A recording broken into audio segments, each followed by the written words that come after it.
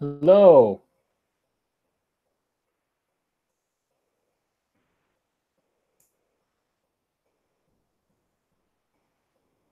Oh, snap. I don't know what I'm doing.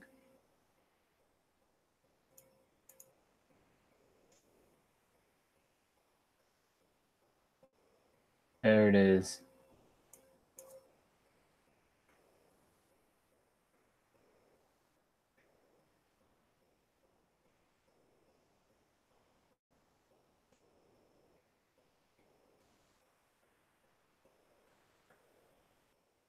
Awesome. All right, Dan, get in here.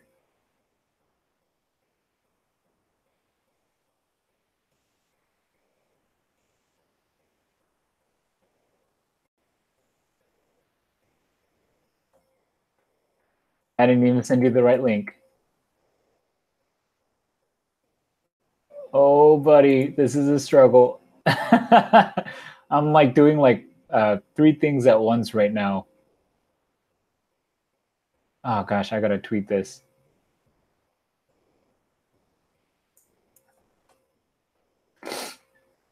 Dan, you gotta come on here and help me host this because I am struggling right now.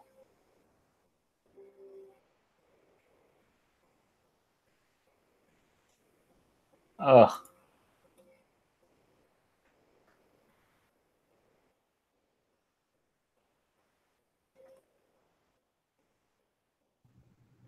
Dan, is that you? This is me. This is Dan. Awesome, dude. You gotta save me because I am like, I'm doing like 3 things at once, and I am not. I'm struggling.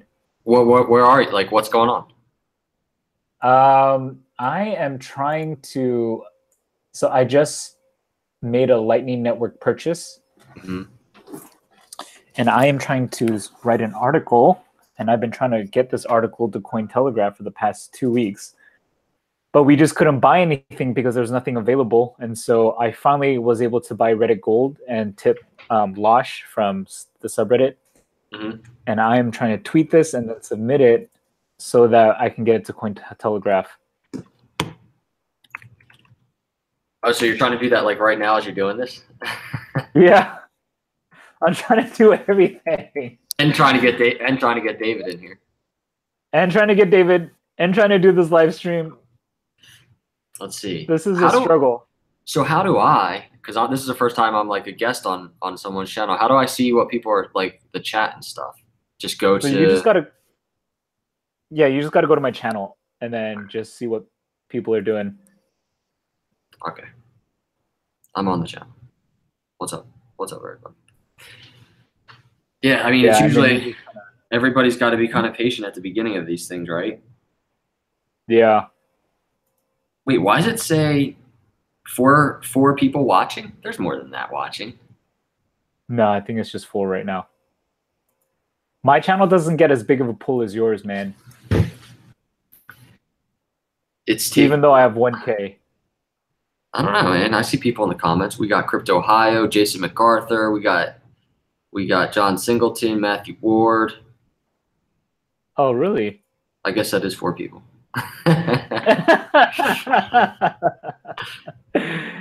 Okay, maybe we'll give it a couple minutes. I just tweeted it, so maybe that'll bring people in. Yes, David's having trouble getting in here. Oh, no.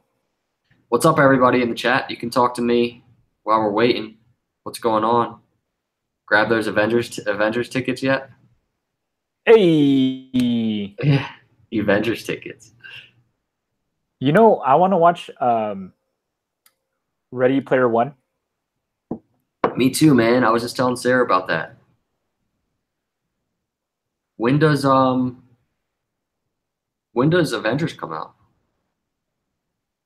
Pretty soon. Sweet. You know I'll be there. Yeah, I hear you. But I think cutting in and out a little bit. Oh, am I cutting out? A little bit, but I don't know if it's me or you. Yeah, actually, if people in the chat can let me know, because I'm actually on my Wi-Fi right now. I don't have it hooked up directly to the Ethernet cable. Oh snap! You use the Ethernet cable still? Only when I'm like doing like a live stream or something. It's like the internet connection is it's just way quicker.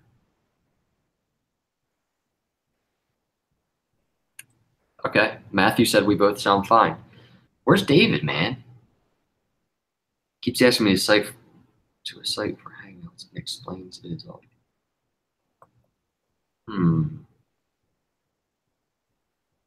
Question. Does the person joining the Hangout need to have a Gmail account or no? No, I don't think so. Dave says he's in Hangouts now, but nothing with you guys. But he's not here. Someone said, Dan, do you think that this podcast will bring it past 200 tonight? You better believe it, John. Dude, all I've got to say is last time we live streamed, Litecoin went up $20.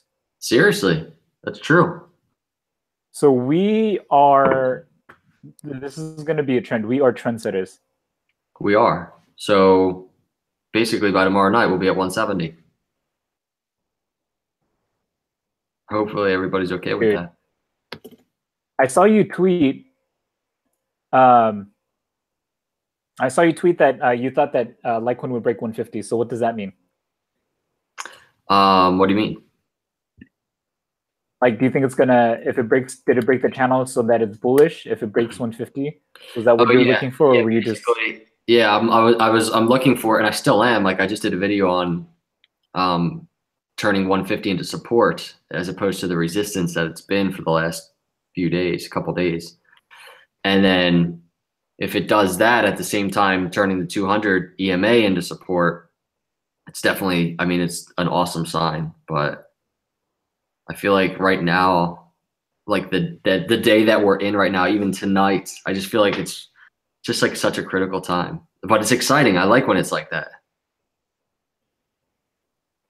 Yeah.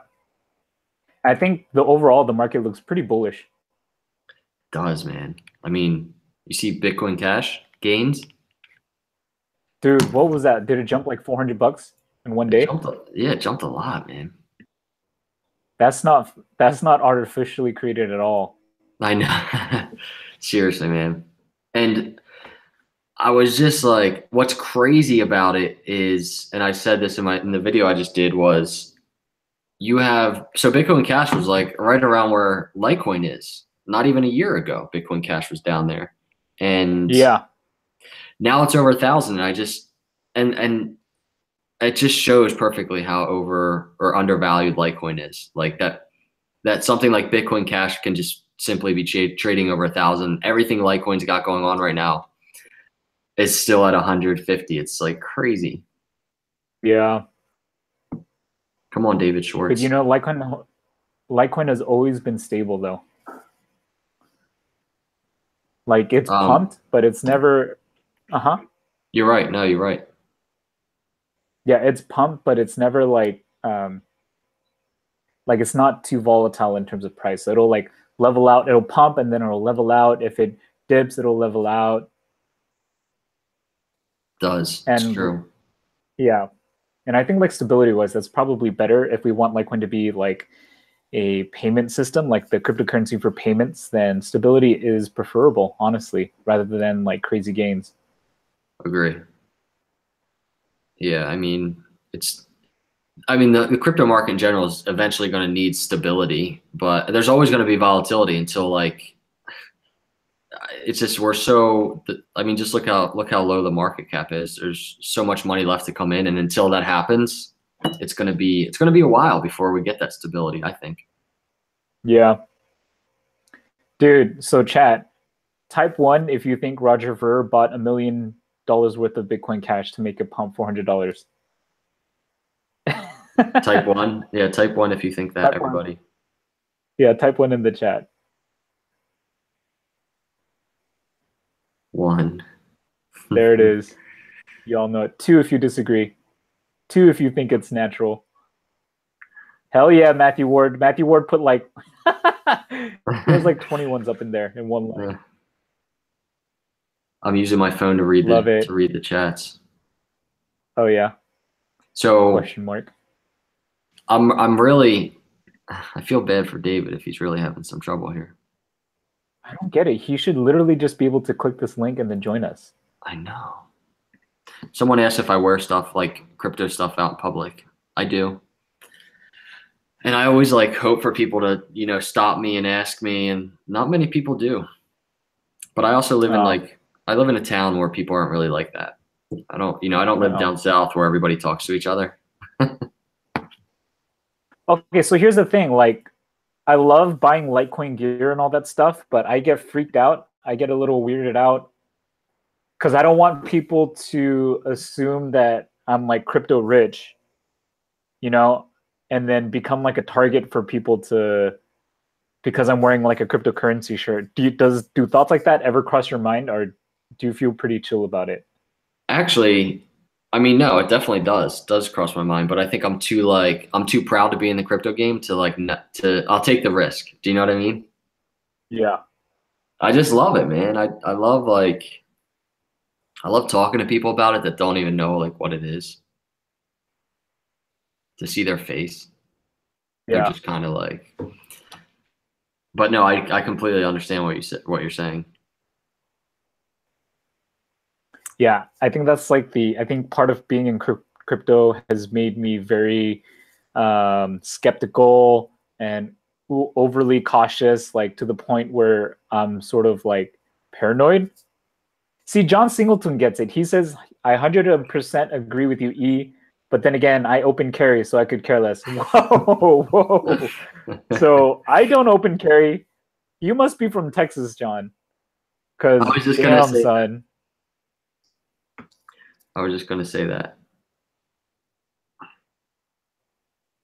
Dan, what got you into crypto? I got into crypto. Mainly because I'm a tech recruiter, which I think I told you, but did a ton of work in fintech, and then it just started to make sense to like start working with crypto companies and recruiting for them. And you know, around that time, I started buying at the same time, I guess. And then really in terms of like our business and our firm, that's kind of when we started making that pivot. Like right now, like 80% of our business is like crypto related. Wow. Yeah. So really, yeah. So it's my business got me into it.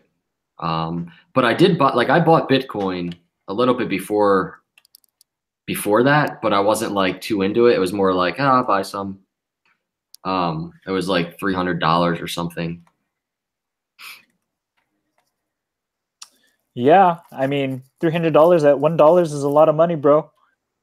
No, I know. And what's funny is like when I bought it around $300, I forget when exactly it was, and then it went to like, you know, when it traveled upwards to around 1,000 at one point, I sold, and I thought I was like, man, what a nice little turn, what a nice little investment. You like 3 times your investment.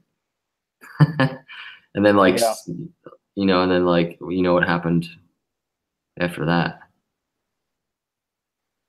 Dude, I mean, if you held, I'd be very impressed because I sold all of mine when it hit 1,000.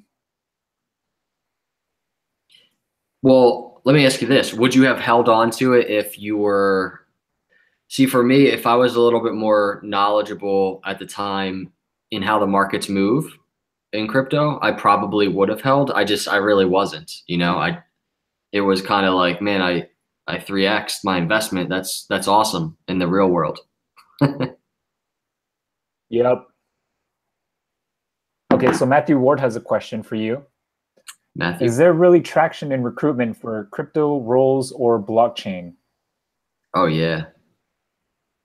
There's so much traction. Okay. And what's that? Mm-hmm.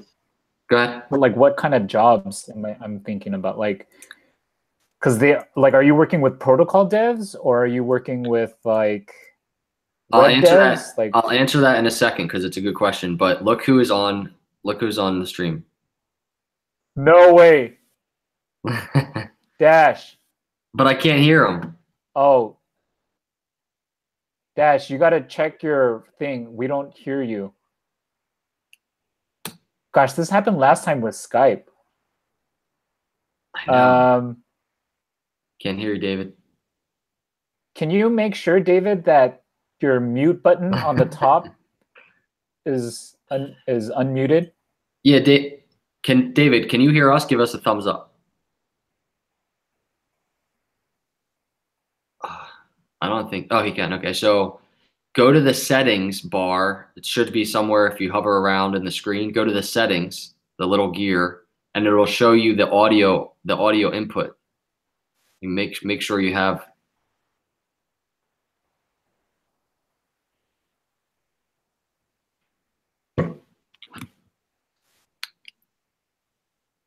Nope. Are you watching? Is telling me not to be scared to wear my crypto apparel.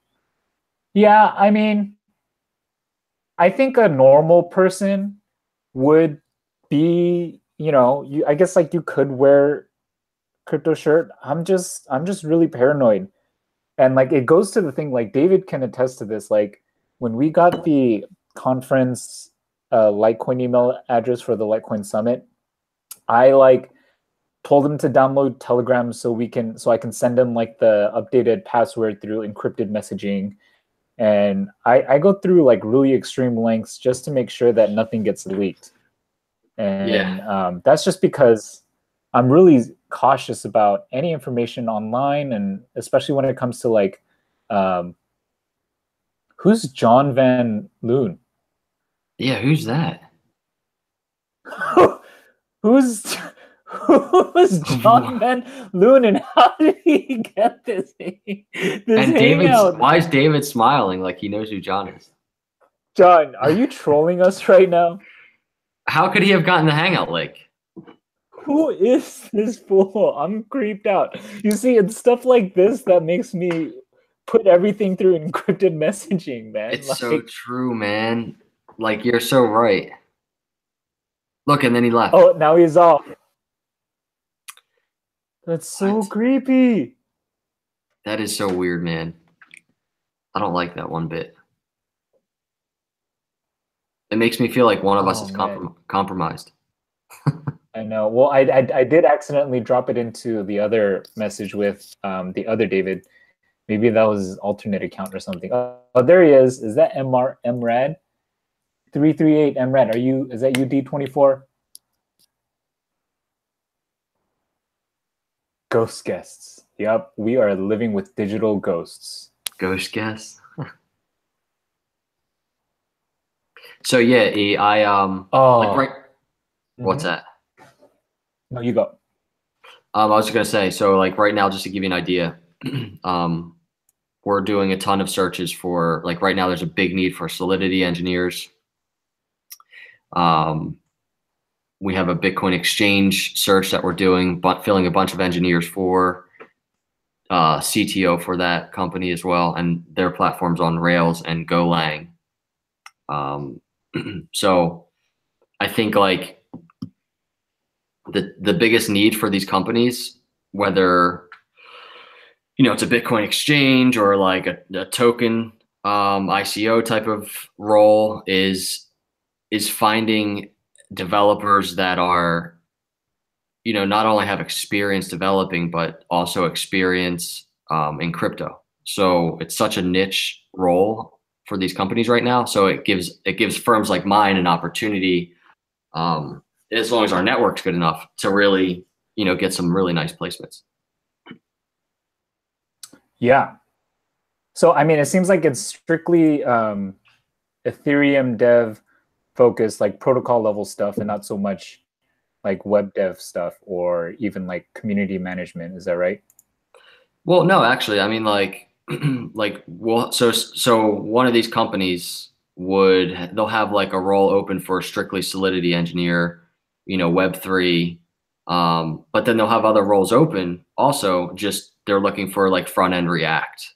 So yeah, I mean, and with those roles, I can find engineers and developers that maybe don't have crypto experience like a Solidity engineer would, but they have an interest. As long as they have an interest in the blockchain space, then they would make a good candidate as well. Yeah. So somebody in the chat asked, like, when will they need sales guys? And Boiling Point says, we're all sales guys. So that's an awesome point. You know what's crazy is it's like an awesome question, because so my business partner, he's really big on the sales end, and ever since we got into blockchain, I'm more heavy in the engineers, and he's heavy on the product and sales side. But like ever since we got into blockchain, it's really mostly engineer searches right now. So it's just not there yet. Like they don't have a heavy need for sales and business development roles right now. But I'm sure it'll get there, in the next maybe year or two. Yeah, I mean, so here's the thing about ICOs, everybody. I'm going to post this link in the channel.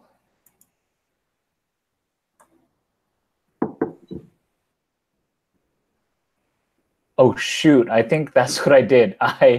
I might have posted the Google Hangouts link instead of the live link. Let me double check that.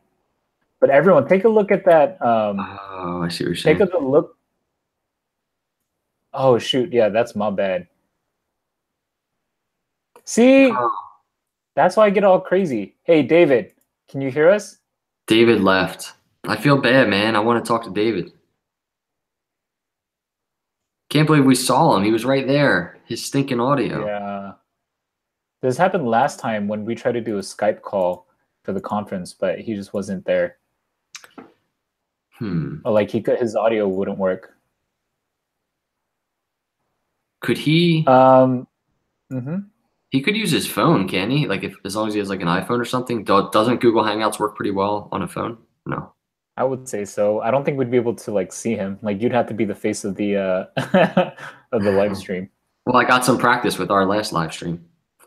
Oh yeah. But everyone, okay, take a look at this HackerOne article, right? So what that means, what that article basically said is that there was something with Coinbase's system where it would credit you ETH if you set up a smart contract and intentionally made it fail.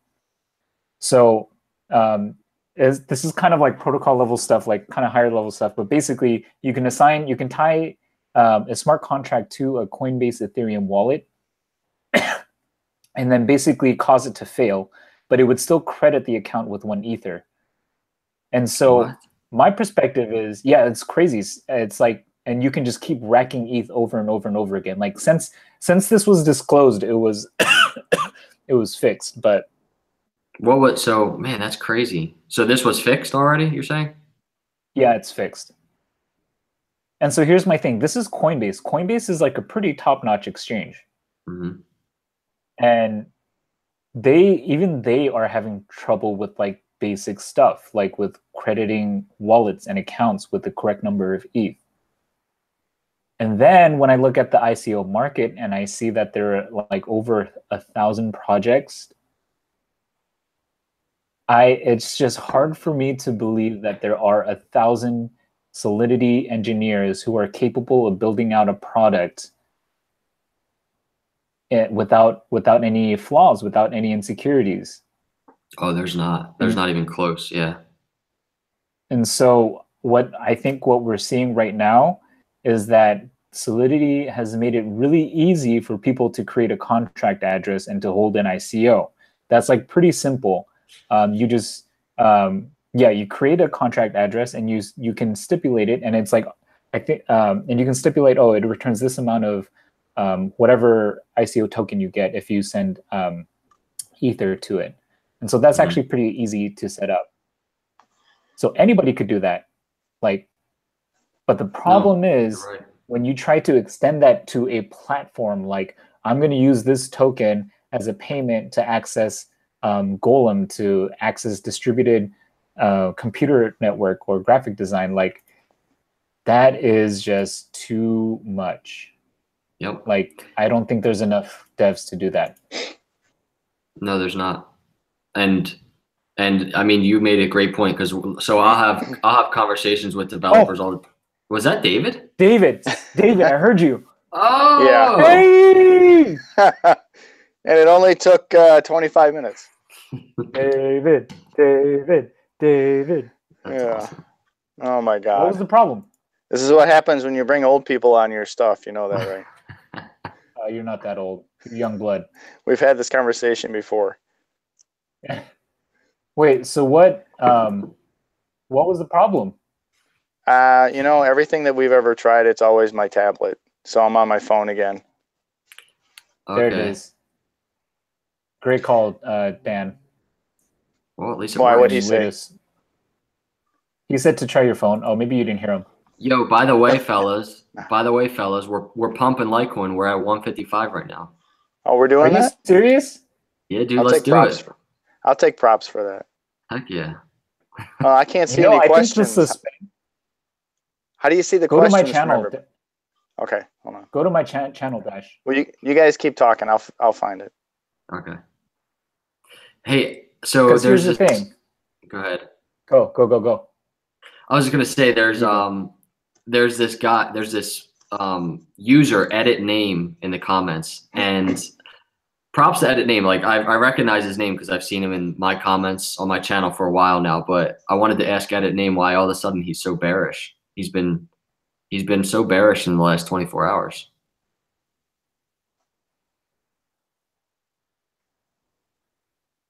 And I want to know what edit name's name is. That's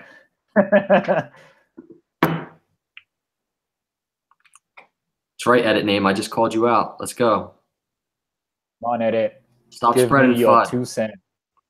Seriously, we're mooning right now. All right. So what's the actual name of the light school on YouTube here? Because I'm having a hard time finding it. Okay, here, let me do this. Good. Can you get on Slack? Yeah, hold on a second. Yes, people, your coin is in good hands, apparently. Can't even coordinate this. Johnny's in the chat room. Is he? Yeah. Oh snap, Well, John. Hey, John, if for you're fun. eating, we'll have you on again. Hey, holy crap! There I am on TV. Look at On TV. that. Look, All right, now I can Mom, see. I'm on TV. Call me Johnny the Bull. All right, I can see everything now. But now we have a little echo. Is the sound on Yeah. the computer? Yeah, hold on. That's me. Yeah, you got to mute it. You know, by the time I get this straight, you guys will be done. Edit. So We'll make yes, it last. edit name. I saw your response. Edit name is he's concerned about Bcash, which David you made it.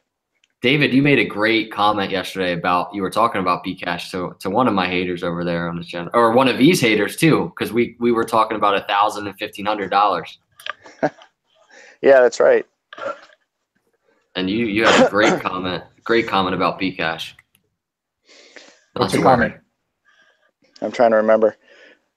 Yeah.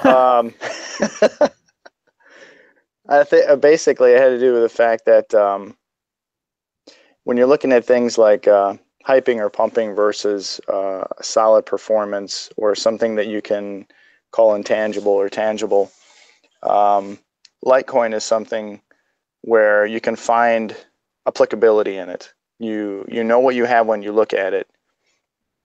It's not something you have to pump, because when you read about it and you watch how it works, you automatically know this is something you either want to be a part of or you don't.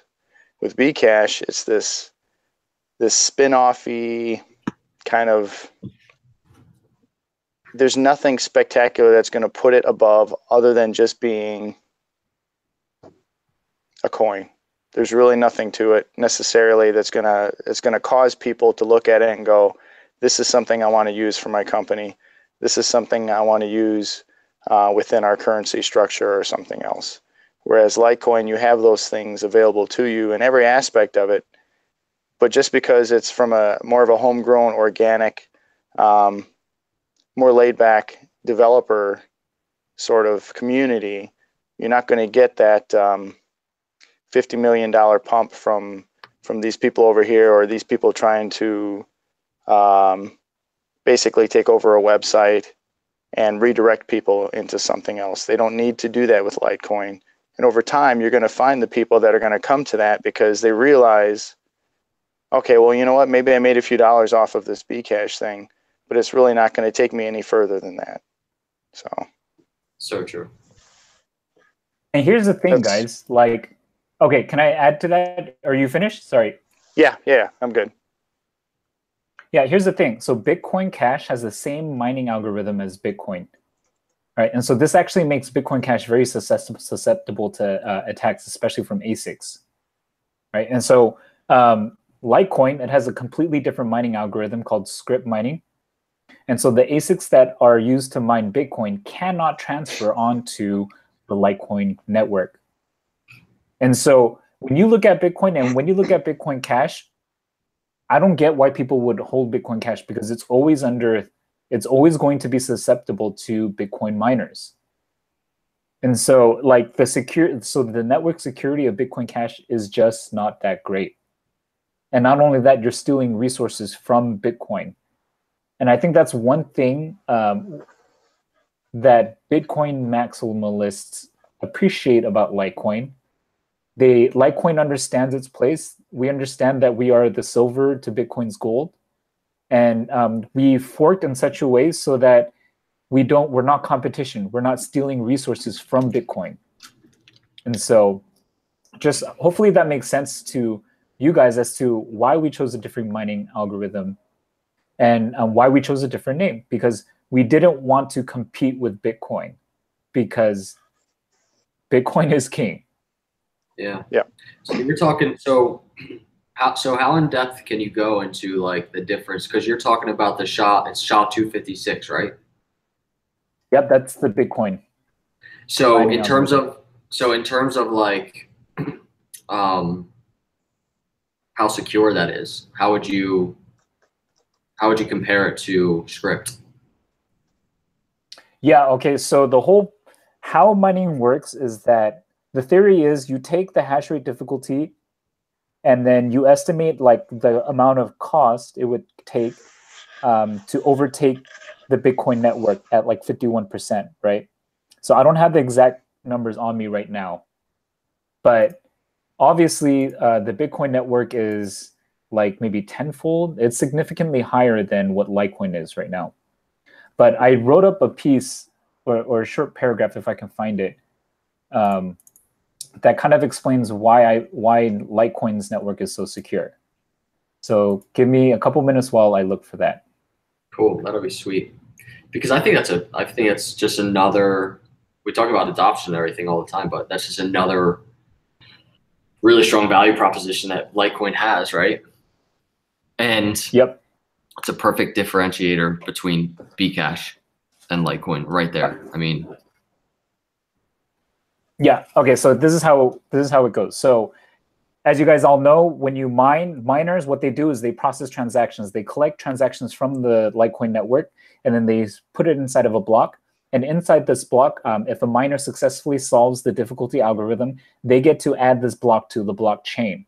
And if they add this block to the blockchain, the miner gets a reward. Right now, I think it's at like a 25 or 12.5 Litecoin. I forget. Now, here's the thing. Every miner is competing to solve the mining difficulty algorithm. They're trying to solve for the nonce. And whoever solves it first gets the first right to submit their block to the blockchain. Now, this means that multiple people can submit their block at the same time. And when in the case of this is called a chain split. And so the whole Litecoin network has to work together to choose which one of these two chains is the one that they're going to determine to be the authentic Litecoin chain. But the point in terms of security is that if somebody has 51% of the Litecoin network, they can completely dominate the blockchain, Litecoin's blockchain. That means they can go offline, they can mine, and then they will mine like 10 blocks while everyone else, the whole network combined, will work maybe only solve like 4 or 5 blocks. And then in those 10 blocks, what these miners can do is they can submit to the online network, oh, we're going to send like 10 Bitcoin to whoever, and we're going to pay for all this stuff. And then what they do is all the while in offline, they're mining their own blocks and they're filling it with transactions, and they don't include the transaction that they just spent on the online network. And then as soon as that happens, what they do is they broadcast the hidden blockchain that they have. And then all of a sudden, all the nodes in the network switch to the longest chain, switch to the chain that has like the highest proof of work. And that's the chain that was hidden. That's the chain that doesn't have the transactions that the miners put in the previously online network. And so this is the danger that people have in terms of why of a 51% attack. You are essentially rewriting the ledger. And in this way, if this is possible, then the blockchain is no longer immutable. It is no longer reliable, verifiable, because the transaction history changed. Mm-hmm. And so if we break down like the cost, so that's what we're preventing against. Like that's what we don't want. And so somebody on the subreddit on like March 31st put up some stats, and then they found that Litecoin's hash rate broke 200 terahertz per second on March 31st of 2018, right? And so that meant a total estimated value of mining equipment for the Litecoin network. It's estimated around $340 million at a depreciated value. That means people bought ASICs brand new, and now they can sell it. And if people sold ASICs after it was used, it would total at $340 million. That means they could buy these ASICs out and then try to attempt to get 51% of the hash rate. Jeez. But that's a ton of money, right? And then so if you were to buy these ASICs fresh right when they were released to get 51% of the network, it would have cost around $800 million for these new ASICs for Litecoin.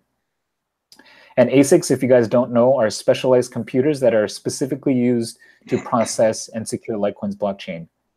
And so all of this is just to say, in order to get 50% of Litecoin's hash rate, you would need about $400 million from the get-go as soon as these new ASICs come out to dominate it, to attack the network, to change the transactional history of Litecoin. That's $400 million. There's not a lot of companies that I know of that can just drop $400 million to buy all these ASICs and to grab 51% of the network. Plus, there's like supply. Like I don't think there's enough suppliers to fit that demand all at once. So yeah.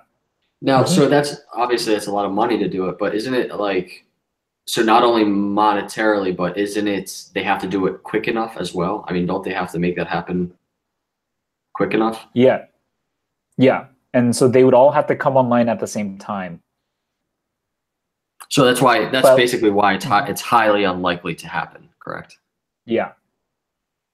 Yep. Although you just spelled out the entire plan on how to do it, but that's okay. Yeah. Thanks, here's the thing. You're welcome. This is how you make a bomb on YouTube. You know? Now I know what he's been working on all this time. But one of the reasons why people are disincentivized to do this is because we'll know when somebody hits 51% of the hash rate, right? We'll know when one person controls it, and we'll know when the chain switches to a new chain, to an authentic chain, to like change the transactional history of the blockchain. Like we know when that'll happen, and if that happens, we can.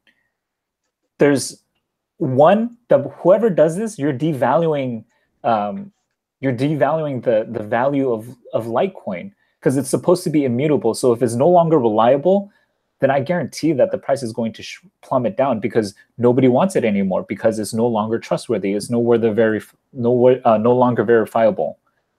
But another thing that not a lot of people talk about is that we can actually censor the chain of the 51%.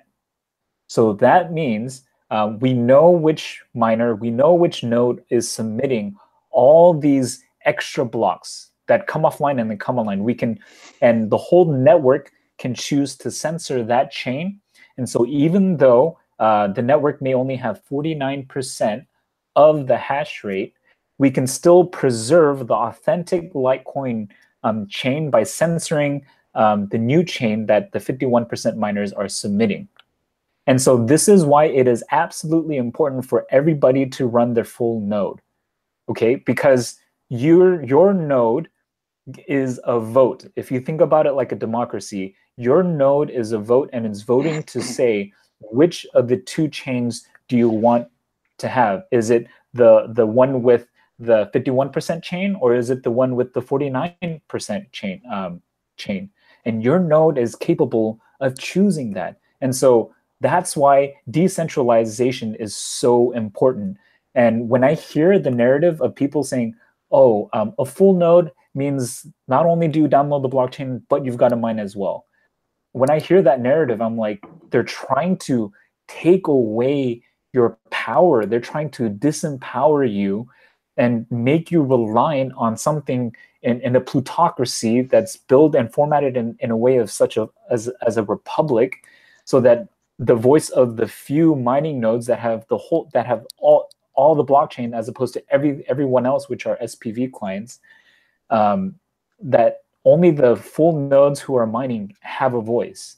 And that's dangerous, because miners can easily work together to change the blockchain, and so it's no longer reliable. Anyways, whew. Yeah. I mean, you blew my mind, man. That's what I'm saying. That's why I'm always saying. That's why I'm always trying to get people to follow you. I feel like that knowledge, I mean, that's so key right now. That's so key. And actually, so which I never did finish setting up my node. Once I did, though, yeah. That's why I wanted to chat with you and record it, of, you know, why do that? You know what I mean? It's kind of what you just were touching on a little bit right there. Yeah.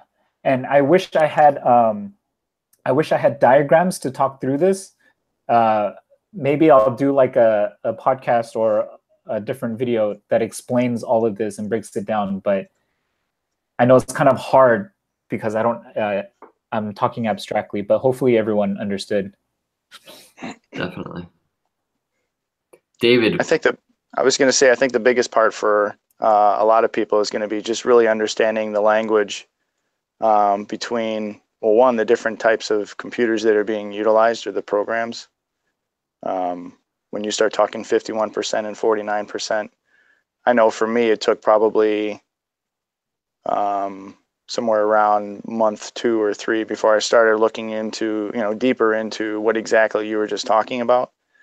So I know there's probably quite a few people out there that are still fairly new, but these are the things when we talk about on Twitter, educating yourself to the point where you literally understand what you're investing in. This is exactly the type of talk that we're mentioning when he starts getting into ASICs or script or 51%, or the differences between confirmations and not confirmations, and so on and so forth.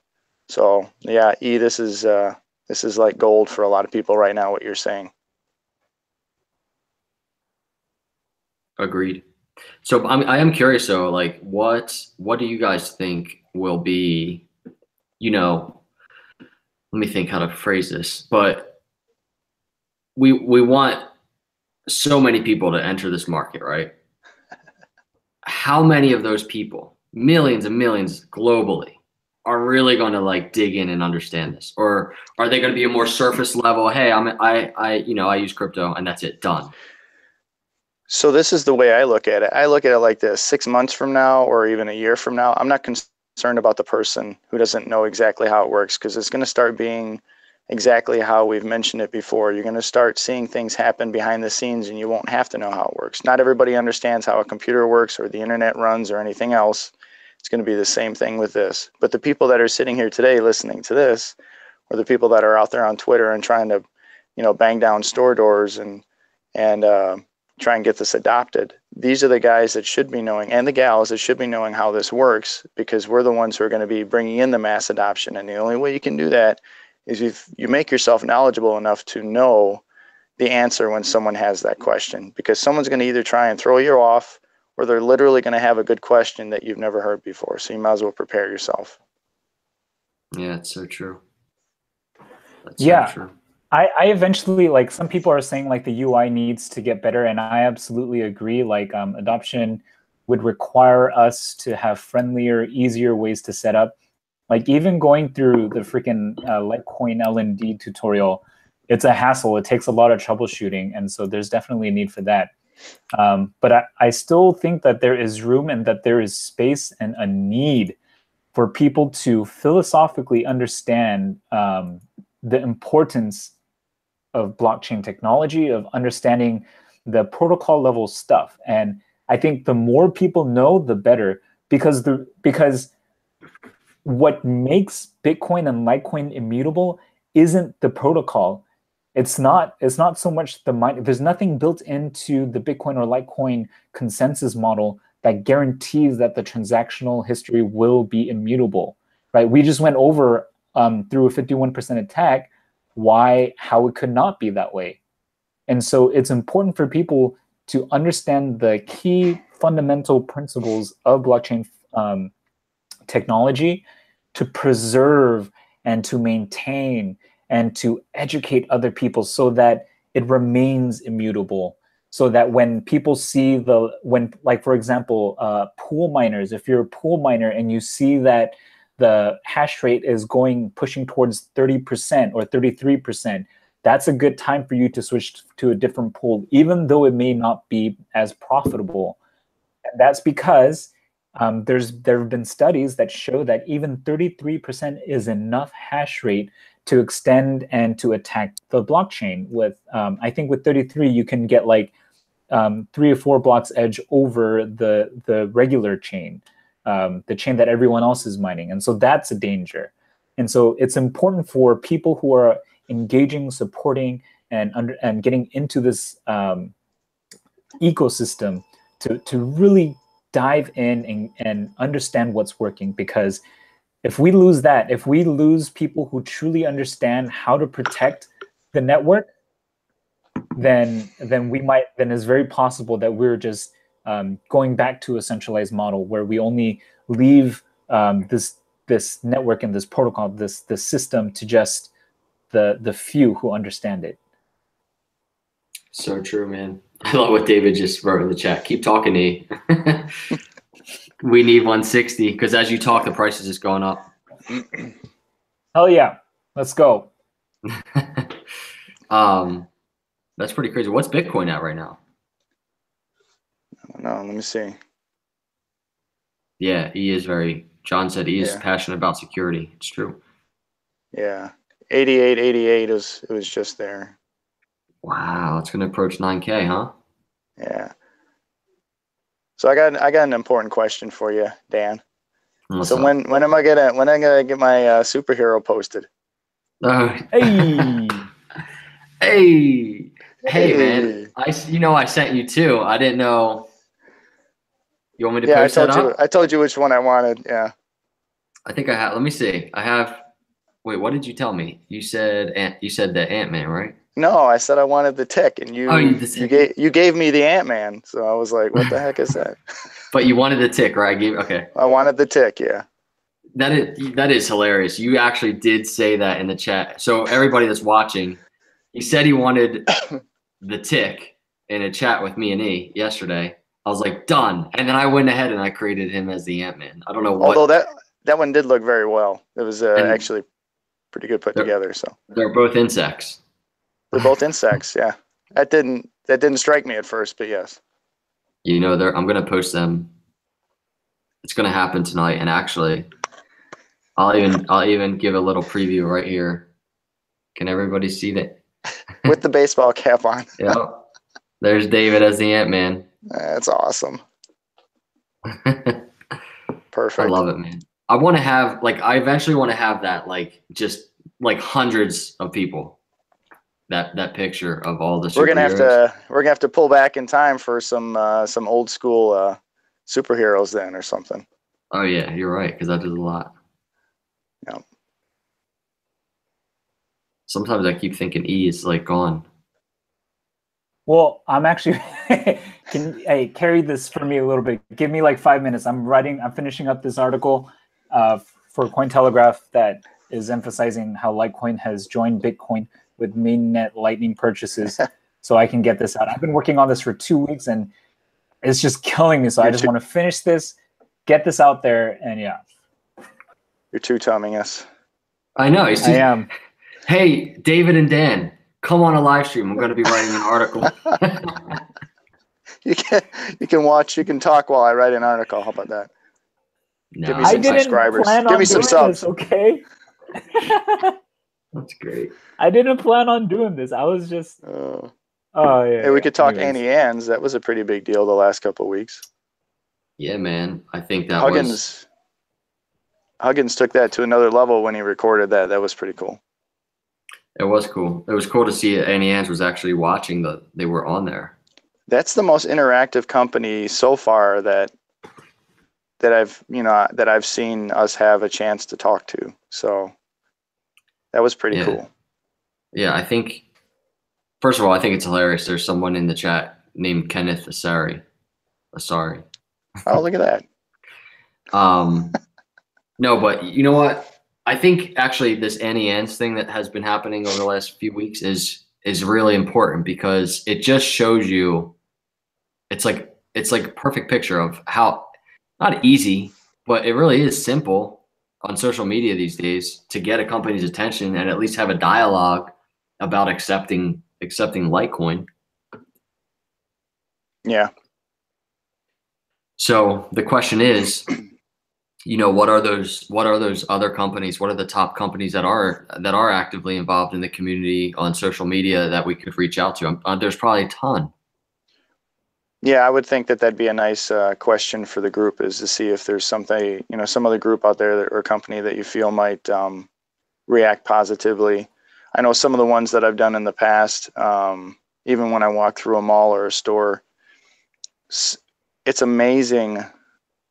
Literally, if you ask 10 people, probably 1 or 2 know what you're even talking about. The rest of them don't have a clue, and they're either going to be polite enough to listen to you, maybe do your little intro spiel, or they're just going to say, we're not interested.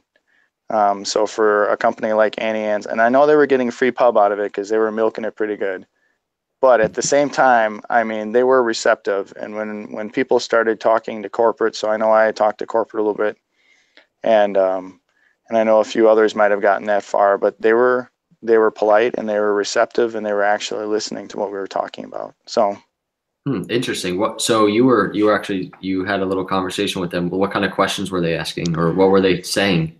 Well, so really for them, it was a matter of trying to find how that fits within their structure. I know that also Eric from the CEO from Alliant has now been talking to them a little bit, but I think for companies like that, depending on the size, and this is what Eric was telling me, depending on the size, they can either support making a change like that on their own, or they have to rely on perhaps if they're part of a parent company or something to that effect. And so when I was looking up AuntieAnnes, their parent company is Focus Brands, which is out of Atlanta, Georgia. They own a couple other companies people might know, like Cinnabon, I think Moe's Southwest Grill or something to that nature. And then Focus Brands is owned by Rourke, which is an investment company.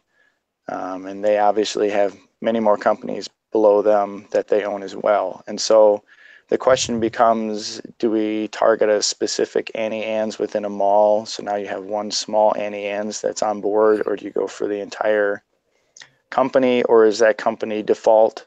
Like they did to me, they gave me a person's name at Focus to talk to. Do they default to their parent company or someone above them? So I know that the Invisible Hand, if you guys know him on Twitter and you go to the Discord group, he's been working like a madman, contacting companies as well, going through the same thing. So what he ends up doing is he finds corporate contacts, and then he just starts working his way up the ladder until he finally gets to talk to somebody who either can make a difference or is at least able to have a coherent conversation with him about the prospects of adding a cryptocurrency to their, to their merchant, whatever they're doing to accept, your money. So yeah, I love it. And I mean, the process really isn't that difficult either to get set up. Like if they get on the phone with Eric, it's not like it's going to take months. It's not like a crazy process, right? Yeah, his thing is, let's find the easiest, quickest way possible to get you lined up. One of the other things that I know is going on is Litecoin Mad, who's helping me set up the summit. He's getting ready to do a pretty big or a pretty nice project that's going to involve literally hundreds of Litecoiners if they want to be involved, having to do with potentially business cards that can be handed out.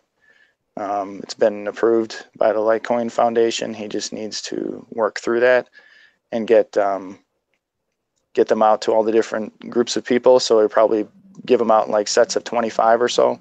And then people can go along to different stores and hand those out and talk to them. And, hopefully that'll help as well. That's awesome. Someone just said the summit will be massive. I think it's true. And I don't think, maybe even a lot of people on this, like watching now and that will watch, they might not even realize you have you're a huge part of organizing this summit. Yeah, so the summit was kind of, that was interesting how it unfolded, but it ended up taking a life of its own. And Dave and I and E are kind of the three-headed monster that's making sure all this stuff keeps moving. I remember one time when we did the pre-April Fools, where we kind of punked everybody with that. There was one guy, we were watching the comments that were coming in on Twitter, and one guy was saying, yeah, I could pretty much set up a conference. It's not that hard. And I thought, oh my God, if he only knew the logistics that had gone in just to get it to that point was just crazy. So it'll be a very, very fun, very enlightening, very person-oriented 2 days in South San Fran. And I'm very excited. And I know he's excited, and Dave is too, to be a part of this. One of the main goals that Charlie had was to make sure that this is a people's kind of a conference or summit. It's not something that's going to be where someone can't even afford to get in through the door, even for day one. But for day two, it's definitely supposed to be an engaging, learning, networking experience for every single person that comes through that door. So it's going to be awesome. And plus, I mean, like so many of us that haven't met face-to-face are finally going to be able to kind of meet and hang out. Yep. Probably, I mean, the first of many, hopefully. Hopefully the first of many.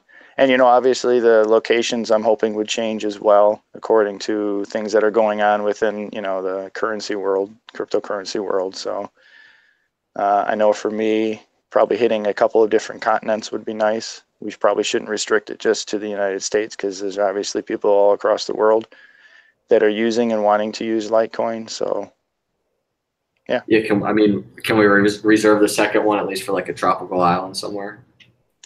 I have my preference already for number 2, and I think I've made that clear to E before. But for me, I have never been down under, and I think that would be a really fun place to have the second year. But we'll see what happens. Nice. That's awesome, man. Man, I'm looking forward to that. And what's crazy, it's coming up quick. Like, have you gotten tickets yet or no? I have not even gotten my flight tickets yet. This is what I'm doing. I didn't want to tell anybody, but this is what I'm doing.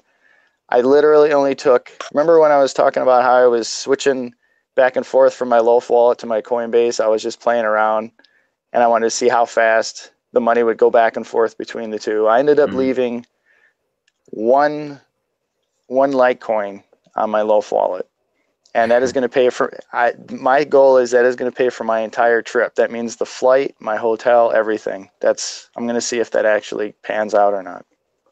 I mean, so what would we need it to go to for that to happen? I'm curious. Well, I haven't even looked at flight prices yet. not 11,700. I won't need that much, John. Come on, but that's right. I would think probably, if it's anywhere between probably 1,200 and 1,500, that'll do the trick for me anyway. Flights are going to be somewhere around 800, I think, and then 3 nights in a hotel. And I mean, wait, let me back up a little bit. Let's slow this down. I mean, we're talking the conference is September. So we need 1,000 plus Litecoin by then for one Litecoin to pay for that. Is that? I mean, Yeah. do we have you on record right now? I'm gonna say 1,200. Oh, I'm gonna say 1,200 Hey. by September 15th. That's what I'm hoping. wow! I don't want to transfer more than that into my loaf wallet. So You're even more bullish than E and I. I suppose, yeah. It's awesome, everybody. You heard it here first. We've got. I mean, Dash is David's pretty. By the way, I call David Schwartz Dash. Yeah. So Dash is pretty conservative, and so for him to call over 1,000, that's a pretty sure bet, I'd say. That's good. Yeah, I can be fairly conservative. Yeah. Yeah, and we do have 3 Daves on the Slack channel, so that's why we had to come up with these different nicknames. So we just took my first 2 letters of my first name and the last 3 letters of my last name and just made it Dash. It worked pretty good. I was wondering where that came from. Yeah. Okay. We've got Brian Huggins in the chat. Oh, yeah, I did see him up there. Hold on. We need to get him on one of these too. That'd be fun. Yeah, definitely. Yo, his live streams are like always on point. Yeah. And like what I love about it is that like he's so down to earth. Plus, like he goes out and you see him in the streets talking about Litecoin, talking about crypto. Like that is so chill. Yeah. I just love how he does it. He's so laid back about it. He's like, "Yeah, man, Litecoin. You know about Litecoin?" And then he just talks about it. I love it. Yeah. But yeah, he's definitely a natural live streamer. Definitely got to get him on here. Hold on, hey guys, hold on one sec. Can you, are you still writing an article? Can you guys hold it down for a second? Yeah, I can hold it down.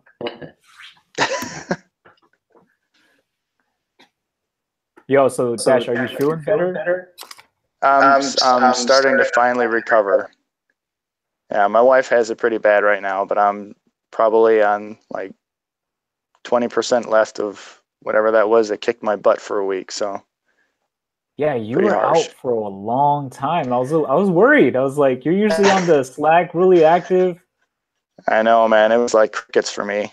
It was hard, but I mean, I would wake up and I could barely make my way out to the living room and go back into the bedroom. So I was in no condition to be talking smack on Twitter or anything else. So you know, that's what I like. Between being sick and like spraining my ankle, I would rather sprain my ankle. yeah, I remember you telling me that too. I was thinking, I don't know, man. I sprained my ankle like 3 years ago playing softball, and that thing puffed up like a balloon and was black and blue. Ooh. They're pretty equal for me right now, but this was probably the worst cold I've had in about 10 years. Cocktail flu, no. No, just straight up whatever that flu string is that's going around. I think it was like they called it string A or something like that. I don't know. But oh, okay. Like, do you get like flu shots and stuff? No, I actually, honestly, after 20 years in the military, I refuse to get a flu shot. I absolutely refuse. Sounds weird, but you know what? Every time I would take a shot in the military, I'd get sick, and then I'd be out for a while. So as soon as I stopped taking them, I was okay, except for this year. But yeah, I mean, I think I got sick a lot as a kid, and so I don't need it as much because like my immune system got built up. I don't know. Like this can get kind of political. So well, yeah. So that was the other. I mean, it's more than one angle, but yes, I do not take a flu shot. Yeah. Yeah. So I'd probably be three pronged for me. One is because I would get sick. 2, I don't like people telling me what to do.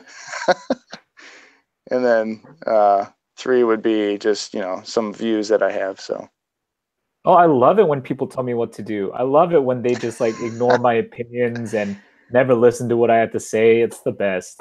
Yeah, it's kind of like when we're on Slack and you're like, Dave, you don't want to do that. And I'll be like, shut up. I'm doing it anyway. No. You're not the boss of me. So I come back and we're talking about flu shots, huh? Yeah.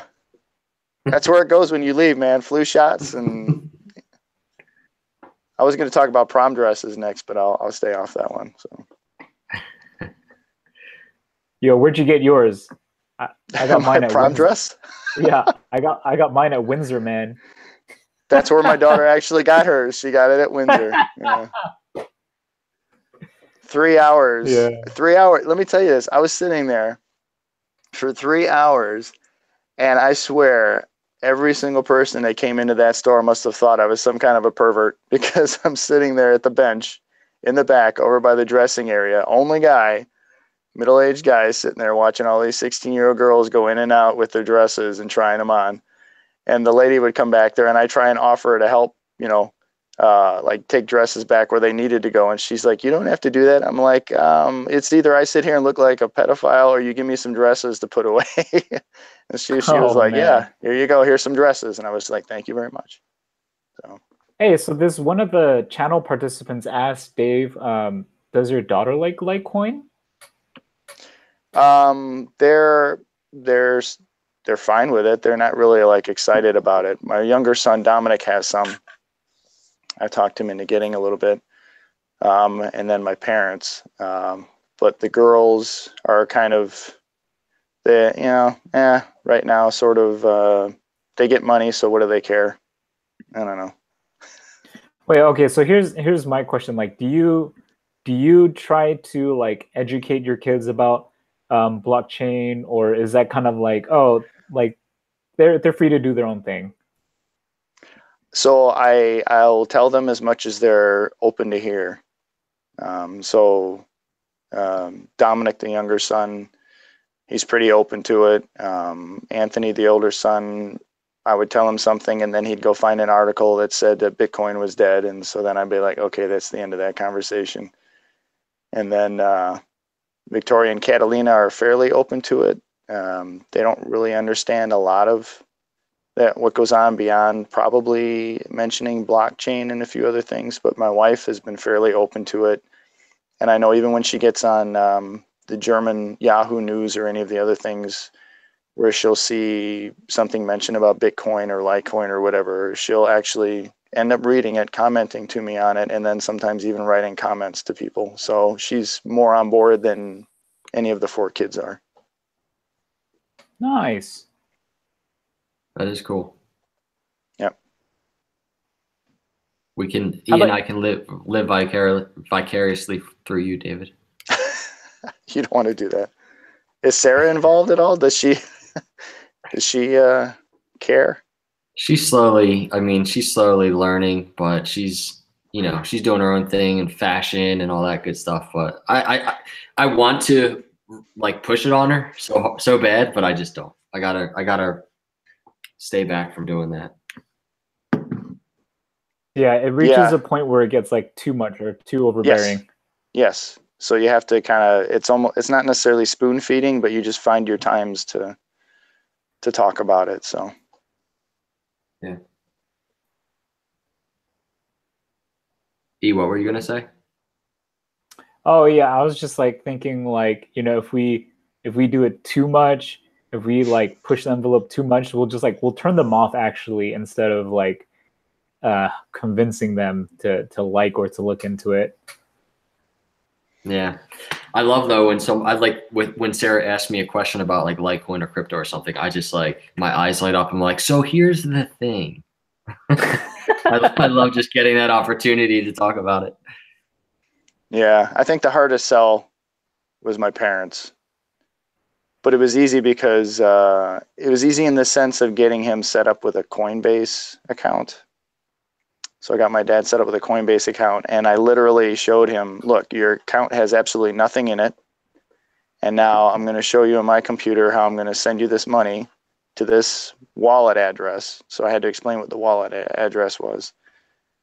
And I sent it. And so then he's like, so what now? We come back to it in a couple of days and there should be some money in it. And I'm like, no, literally just sit tight for a second and you'll see it. And then by the time I finished my sentence, it was there.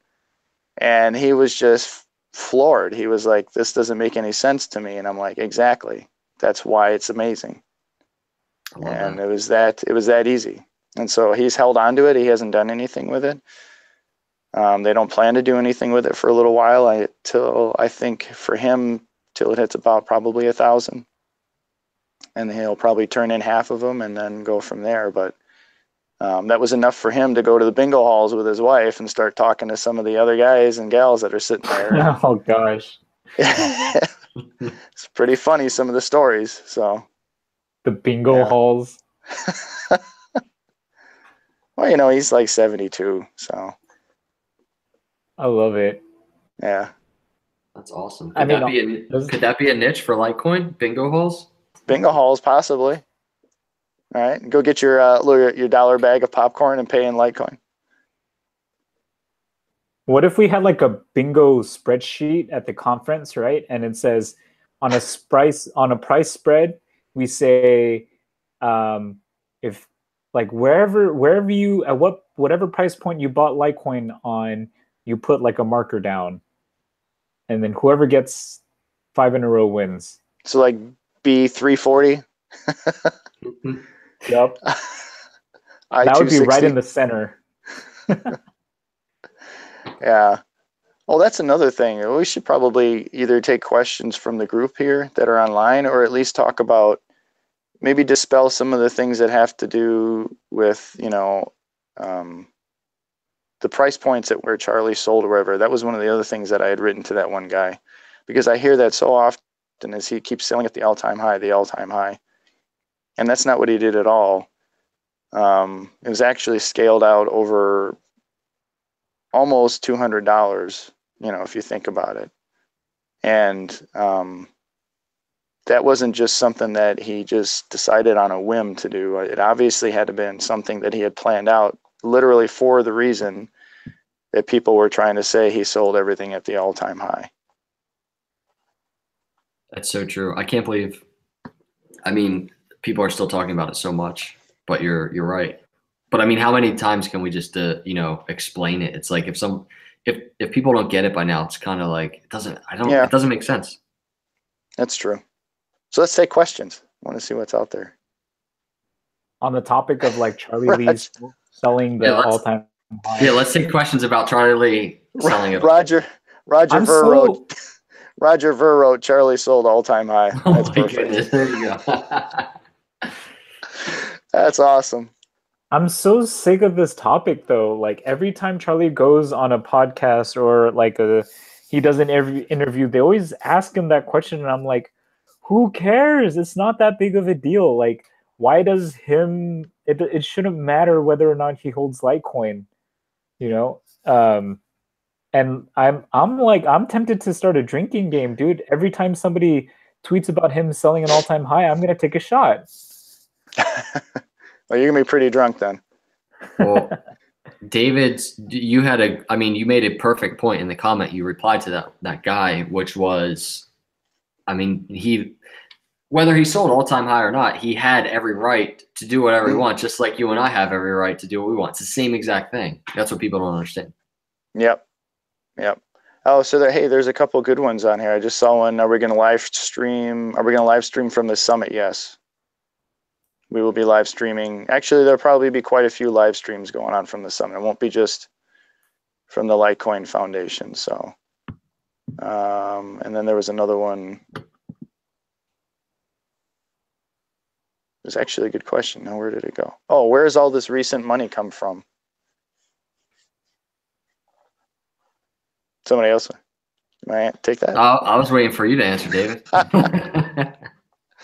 Well, I would assume it's coming from big money, obviously, if it's fresh off the streets. It doesn't start necessarily with an influx of a lot of retailers. It starts from the people who have the money. So I think it's been a long, drawn-out infusion of money. It's not something that's new over the last couple of days. They've been doing it, obviously, well before that. They're just letting you know now that they're doing it, and not even at the rate that it is going to be coming in when they really start to flood it. So it's pretty crazy, actually. We've gone from, I mean, we're at 390 billion right now, and I did a video a couple hours ago. It's 377.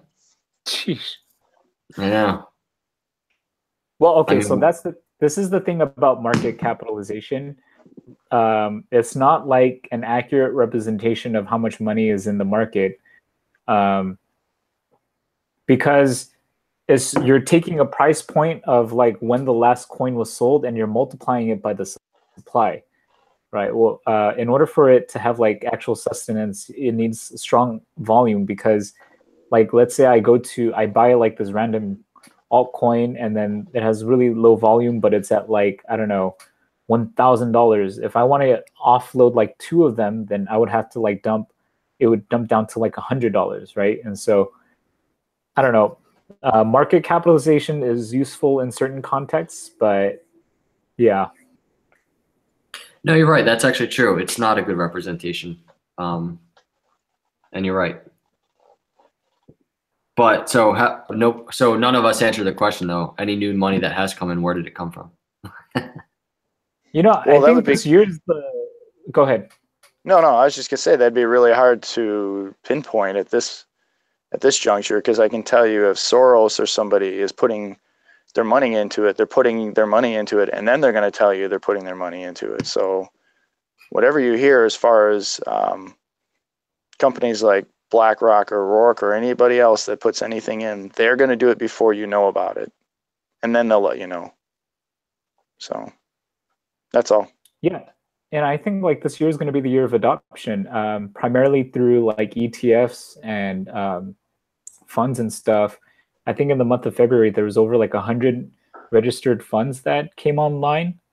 And so that you want to talk about adoption, you want to talk about like making it easier for people to buy cryptocurrency, like a fund or having a fund manager do it for you is one of those ways, especially if you're from the older baby boomer generation, right? And you're not so much like tech savvy.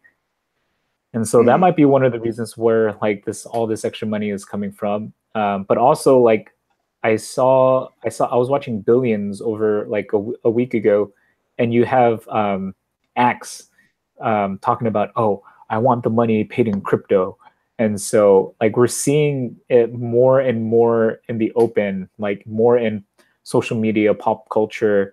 And I think that helps. It gets cryptocurrency in front of people's faces and curious about it, and maybe they invest like $20, $40, and that spread over, I don't know, 1 million people. That's a lot of money.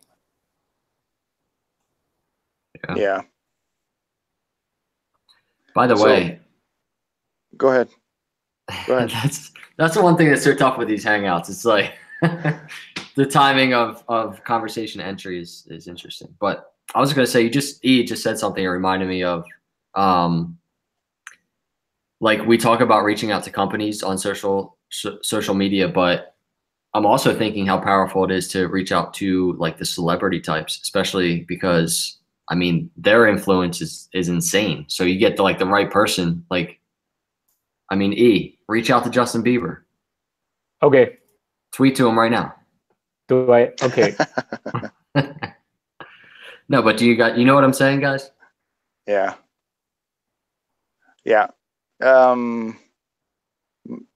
I guess how do you do it other than the regular outlets, the social media? I mean, that's really how I think it was John that even said it the other day. It's amazing the type of people that you could literally have a conversation with on Twitter or social media where you couldn't ever do that before. You know? Mm-hmm. Yeah. So if we didn't have that, how would we get that message across to people who either care or at least of who have supported in some capacity crypto? You know, when you start talking about people like Kanye or 50 Cent, or who was I can't remember her name now, the one that did her nails. Katy Perry. Katy Perry, right? I mean, how would you do it otherwise? You'd have to know somebody who knows somebody. Yeah. I just tweeted at Justin Bieber Dan, so yes. I mean that that would be awesome if he so everybody in this chat should go retweet that. Was it from Light School or eCurrency Hodler? The Light School. I posted it in the group chat. Cool. It's great. Roger Ver is killing me, man. He's funny. I'm paying Bieber to show my coin. That's pretty good. I think John had a question too. Hold on, I'm going to find him again. I don't know what time you got to leave, Dan, or when you're done, but I'm Yeah, good. I got to wrap up in like maybe 10 minutes for me. All right. So John Kim's asking about LightPal. What's up with LightPal?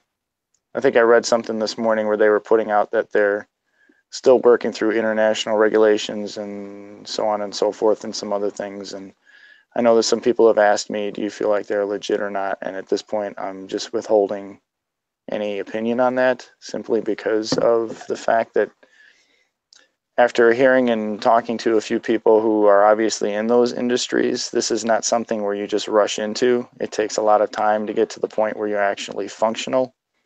So you can put out whatever you want, on social media or do whatever. And you can have a website. Anybody can have a website. So once you start having some tangible milestones that you break through that you can't fudge your way through them, that's when I start really listening to what it is that you have to say. So Agreed. I think that, and on top of that, just to piggyback, that's kind of the lesson I feel like a lot of us have learned just going through LightPay, right? I mean, when we see something, then we can really start talking about it, having a conversation about it. Yeah, I still need to see a little bit more, at least from my end. I mean, I know some people are very supportive, and I think that's great. I think a few people like Huddle Whale, they're out there saying basically, you give them the chance until they show you otherwise, and and I think that's great. But for me, I've seen enough to where I'm going to do the opposite. I'm going to hold judgment until I have to capitulate and say, you know what, you're doing what you said you were going to do. So, yeah. I just want to say, like, we have a lot of merchant processors out there that accept Litecoin already. And like, even though, so like, why not focus on them? Like, for example, I know we talk about Align Payments a lot. Like, they're a great merchant processor.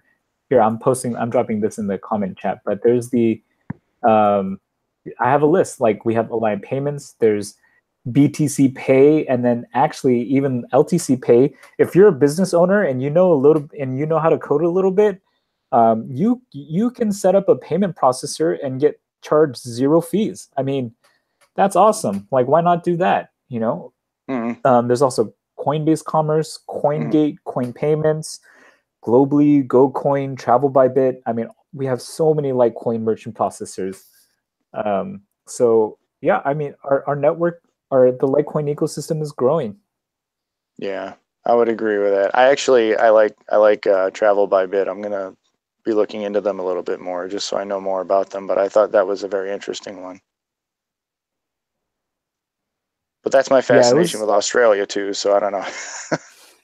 Yeah, you really like Australia. Okay, tell me about that. Like, what is it that you like about Australia? I have no idea. It's almost like it's like they have their own kind of a rip-off accent from Britain. And if you ever read the history of Australia, it wasn't necessarily meant to be a place other than a criminal dumping ground. It was supposed to be a prison there. And I mean, it's just this beautiful countryside with such a vast array of an ecosystem, and the people just seem to be extremely pleasant, and they're a little more laid back. And I don't know, maybe it kind of, in another life, it would have been nice to be born in Australia. So, and they love crypto. Yeah, I always, like, when I think of Australia, I think of like hiking, the outdoors, but also like backpacking and stuff. I'd be down for that. Yeah. So maybe we have everybody fly into Brisbane next year for the summit, and they get to go through the airport where they accept Litecoin and Bitcoin, Ethereum. Actually, like a Travel by Bit, they have this one program that they offer where your entire stay in Australia will be all cryptocurrency purchases. So they find stores, they find hotels, they find everything where you can pay everything in like Bitcoin or Litecoin or cryptocurrency. And yeah, so they have a pretty sweet website, actually. Yeah, and I'm like, I might be down for that. I might be down to spend an entire vacation just using Litecoin. Yep. Hey Dan, you with us? See now. Hey, sorry, I'm here. I was on GDAX. I was looking at the order books. So I'm writing my news article. This fool is trading. He's over there going, baby, don't worry about it. We're still going to dinner. It's okay. Just 5 more minutes. And then you have Dash. Love it. Nah, Sarah's not even here yet, so I'm fine. But I was just kind of curious. I see. I'm like kind of addicted to just watching GDAX, looking at orders come through, and yeah, I do that too sometimes, which is really weird. But and my wife would be like, "Why do you just stare at that?" I'm like, "It's almost like TV in a way because you can see things unfolding.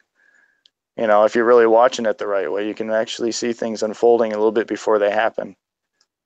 So yeah, and I'm sure everybody out there can relate. Like when you're just watching a chart, especially if you're in the middle of like kind of a mini bull run and you're on the 5-minute chart and like you just get these crazy green candles that are just like, I love that, man. Yeah. Love it. Can't beat it. Somebody said, what's the order book say? I haven't even looked. And you want to do a screen share and pull up a chart? Yeah, hold on one sec. Let me log out of this account. It's holding it up at good. 155.43 right now. So they've just bumped up some. So you got 155.43 and 42 are looking. Well, now it just disappeared. Look at that. I'm telling you, people love our live streams. Like Litecoin loves our live streams. We've got to do this more. I mean, I'm trying to. I think my computer just froze. Oh, look, we're getting. Oh, wait, there we go. Can you guys see my screen share? No, I can see me. I see darkness. Yeah, I just. Oh, there it is. You see the chart? Yep. There it is. That's the 30-minute Litecoin. I mean, that's kind of what I'm talking about, actually. I mean, look at it. Just look at this uptrend that we've been in. Mm. Look at that. It's beautiful. I'd like to point out that the last pump is precisely when we started our live stream. So you're welcome, everyone. Yeah, you're welcome, everyone. Everyone that's kind of seen some gains. We didn't hit that 160 though, E. Oh. I'm holding that on you. That's your problem. I mean, I'm gonna have to duck out pretty soon, so a couple minutes. You guys. So this is one of the things I've noticed. So I'm in Central Time Zone. I'm in Wisconsin, right? So for whatever reason, I now, even if I don't have to, I'll wake up at like 6 a.m. or a little bit before 6 a.m. because for whatever reason, 6 a.m. is like this magical time frame. So from about 5:40 till about 6:20, anything can happen in the morning. And it's usually always around 6 a.m. And then there's like these, it'll be almost in a 4-hour time cycle. So then noon and then 4 p.m. and then 8, you know, they all kind of, those are obviously times when there's certain groups that are waking up. And so that's kind of, I'll try and keep my eye on it a little bit more when those times come up. I don't know if anybody else is like that, but that's just what I've noticed.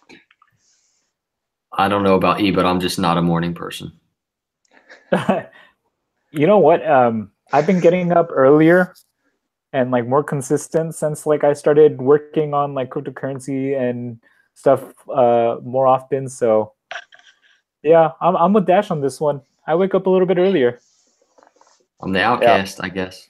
Pretty sad, man. I'm telling you. Hey, do you guys, I guess, I know we'll probably be wrapping up soon, but do you want to see my TA for Bitcoin Cash on this chart? Yeah, let's do it. Yeah. Okay. You guys ready? Can you see my chart? Yep. Oh.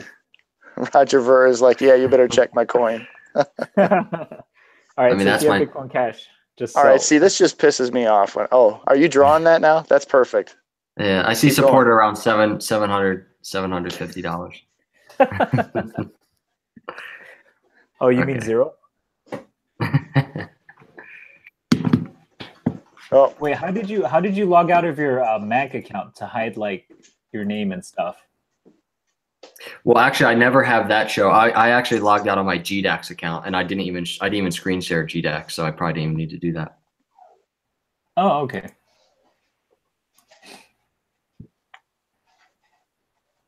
all right. My daughter's getting ready to feed the dog down here, so I'm gonna have to get going. All right. Cool. Well, thanks everyone That's for fine. hanging out. We really appreciate you coming on to our live stream, chatting up with us. Maybe we'll talk shop again next week or something, and we'll Yeah, I get think like that'd be guys fun. to pump. Yeah. Get some other guys on here too. Like maybe Hugs will want to do it, or John, or somebody else. Get some people on here. Yeah, we got to get Tyler again, our third amigo. I'm Tyler so would be sad. nice. Yeah. So true. It's fun, guys. Thanks, E, for hosting, man. Appreciate it. Yeah. Thanks, problem. man. I appreciate it. All right, I'm gonna everyone. get out. I gotta figure out how to get out of here now. All right, here we go. See you guys.